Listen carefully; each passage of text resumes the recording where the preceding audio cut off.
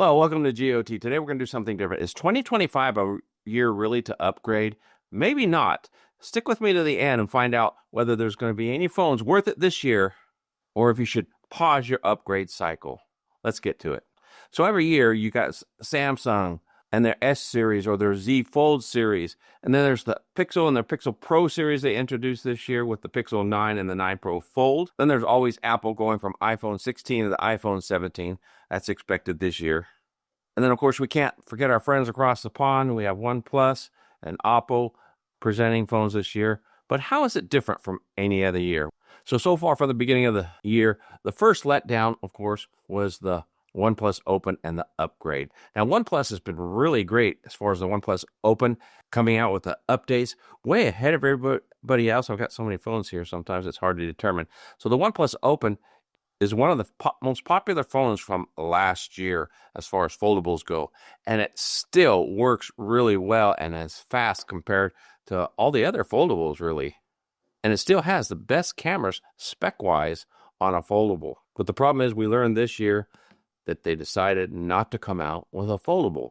So then we're left with the Oppo Find N5, which of course is not available in most of the countries where we get the OnePlus Open. That and the fact that they downgraded the cameras on the OnePlus Open, leaving us a lot in dismay.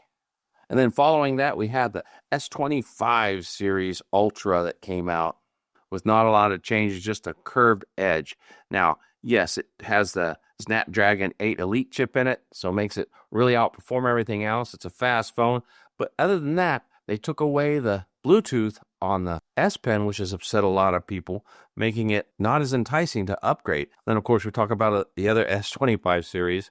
It's not even worth talking about. No change, just upgraded Snapdragon chip to the Elite. Now, I know a lot of you say, well, the Elite chip is really worth it. Well, maybe, but when you put them side by side, I put this side by side with all the other phones, and I really don't see a lot of performance difference on the day-to-day use. Now, of course, if you're a gamer, that's a whole nother story. And of course, we can't forget at the end of last year, the Z Fold issue that came out, and I call it an issue, where they announced a special edition, which was a larger version of the Z Fold, except they did not release it throughout the world and made it just as difficult to get as one of these foreign phones. And besides that, they really didn't upgrade anything except for the size and the 200 megapixel camera. It still has a Snapdragon 8 Gen 3 in it, so not a whole lot of performance difference there. And of course, they left the 4400 milliamp battery in it, so you're not getting a whole lot more battery life either. And we know this simply because the same chip, a larger screen, and the same size battery, that is not going to equal better battery performance. And then there's Apple. What is Apple doing? That's the big question. Apple and their phones, they have sold the iPhone 16 on the premise of AI. It's going to have really great AI that's going to outperform everybody else. Problem is, Apple never performed the simple task of completing the AI. So these phones were purchased on a flawed premise. And now this year, Samsung's going to do something a little similar with their Z Fold. Pretty much going to give us the special edition just with the additional Snapdragon Elite chip in it, which is not very impressive. And yes, it'll have that 200 megapixel camera, but if you watch any of my other videos, you know I'm not very much impressed with that performance on the Samsung cameras. Hey, I want to take a quick second and thank you for looking at this video on whether we should upgrade this year or not. I appreciate you watching. And if I gave you some good information in this video, please do me a favor and appreciate me and smash that like button. It really does help out the channel. Now back to the video. So what are these two companies, we're talking about Apple and Samsung, doing? Well, they're trying to distract us with this iPhone Air and the Samsung Edge, which really doesn't do much for any of us. And we didn't really ask for thinner phones, except for the fact that it gives us less features. So don't get fooled by this soft shoe dance of these new phones, because you're going to get less technology and a thinner device for more money than you would get with the standard. And unfortunately, it seems like both Samsung and Apple are going to take out their mid-tier phone and replace it, such as the iPhone Plus model is going to be replaced by the Air, and the Samsung Standard Plus model is going to be replaced by the Edge model.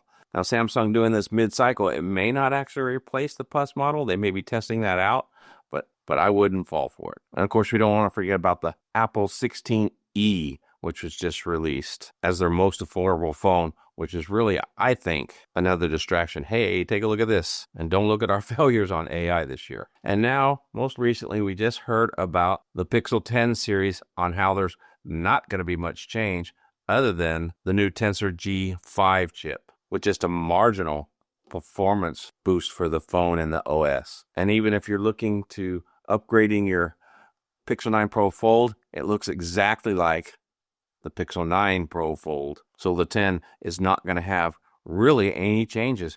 We can only hope that maybe they upgrade the cameras just a little bit, but they've proven their performance. Even though they're lower rated cameras, they do better than most of their foldables. So I don't see them actually upgrading those cameras much either. So if you look at all these devices as a whole, it almost seems like this year you should pass on upgrading. Or if you have an older phone and you wanted something newer, get last year's model for a fraction of the cost of what they're going to be this year. Because I believe, and this is a real easy prediction, is they're really going to focus on AI once again. And if you're like me, AI helps out life a little bit.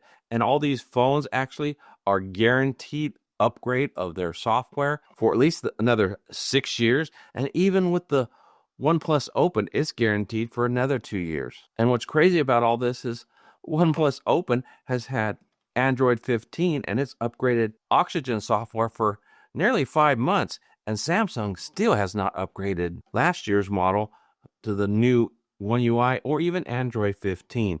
And shortly, Pixel is going to release Android 16 beta on these devices. So while the rest of the manufacturers are going to move on to 16, Samsung is just going to be getting 15. So yes, in this reviewer's humble opinion, this year is a pass year on upgrading. Now, unless you live outside the US and get these foreign phones at a reasonable price, or you're able to trade in your old phone to upgrade, which I can't do, get a 2024 model and save some money. For example, and I've talked about this a lot, I got the Automagic V3 for $1,000 compared to $2,000 for these new foldables, and it can outperform most of them, and especially when it comes to the camera package. Or even the OnePlus Open has been given an extra year of life simply because of the lack of new hardware they're coming out with this year on these other foldables. And you could definitely save a lot of money on a OnePlus Open. And so next year is the year really to watch out for. Everything is headed towards 2026 as far as the growth of these phones. You even got Apple that is going to come out with their first foldable next year, which is probably why the other two big players are kind of taking it easy this year, because they know next year they really have to perform and put out the best hardware in order to compete with Apple when they enter the foldable market. This is going to be good for foldables, but until then, we just need to wait. Now, to be fully transparent, yes, I'll be upgrading phones just so that I can bring them to you and give you the true facts on whether they're worth an upgrade. But I can tell you right now, I don't believe they're going to be. But I will be here to test these phones and let you know. So tell me down in the comments, are you looking forward to doing an upgrade this year? Is there any phone, any feature specifically that you were excited about? Put that in the comments below and I'll focus on that, because I want to be excited about these phones, but I'm not seeing a whole lot out there. Check out my old prediction on the Samsung phones for this year, and you can see that here. Thanks for watching. I appreciate you. Till next time, God bless.